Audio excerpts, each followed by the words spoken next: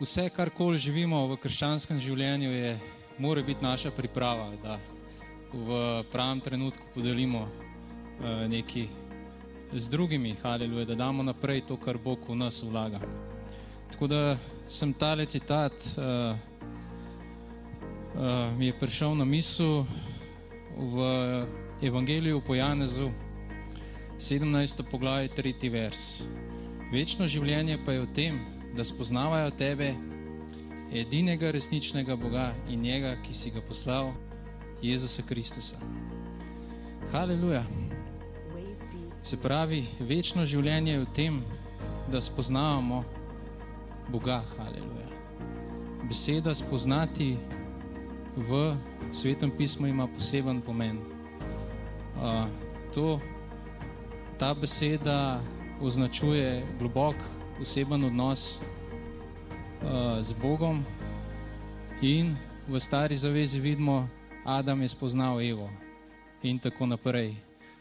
Se pravi, je globok, intimen odnos z Bogom, se pravi, da spoznamo Boga na osebni ravni, da smo z njim v globokem, intimnem odnosu. Haleluja. Tako da dostikrat sem ta citat prebral, ampak nikoli nisem na tak način o njem razmišljal.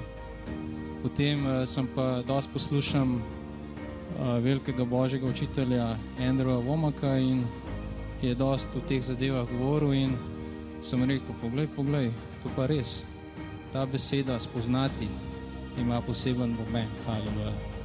Tako da vas spodbujam, da in tudi sebe hkrati, da bolj spoznamo Boga v nekem posebnem odnosu, v intimnem odnosu.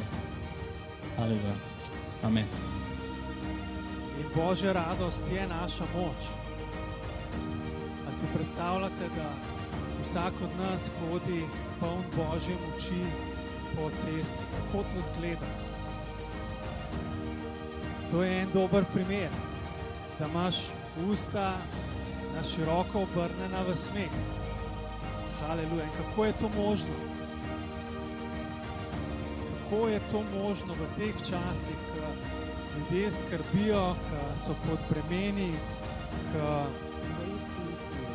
imaš vse razloge, da bi bil nevesel. Ampak mi imamo vse razloge, da smo veseli. Haleluja. Tako da, zato nam Božja beseda zapoveduje, veselite se vedno v Gospodu. To ni nekaj, kar se vedno počutiš, da bi se veselil, ampak vedno se lahko odločaš, da se boš veselil. Haleluja.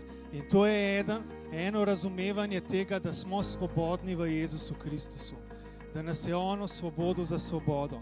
Kaj je osvobodil? Osvobodil je tvojo voljo med drugim, da ni več zvezana z duhom tega sveta.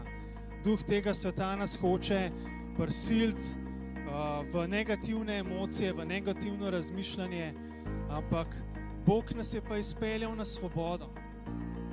Tako da eno od namenov, zakaj je Jezus prišel, je, da odpre jetnikom vrata zapora. On je oznanil, jaz sem pomaziljen za to, da so vrata zapora odprta in da jetniki pridejo ven. Haleluja. In zdaj verjamem, da Bog želi, da vidiš, da si ti tisti človek, ki si prišel ven iz zapora. Nič ti ne more več ukrasti Božje radosti. Nobena stvar, ki se ti zgodi, noben človek, ki pride na pot, nobena misel, ki ti pride v glavo, nobena napaka, ki jo narediš, ti ne more ukrasti Božje radosti. Zato, ker Božja radost je izlita v tvoje srce po Svetem Duhu, ki ti je dan in nič ti ga ne more ukrasti. Misli naše glave tavajo naokoli, skrbijo, so prestrašene, ampak mi lahko rečemo na 3-4, Božja radost je v meni. Haleluja.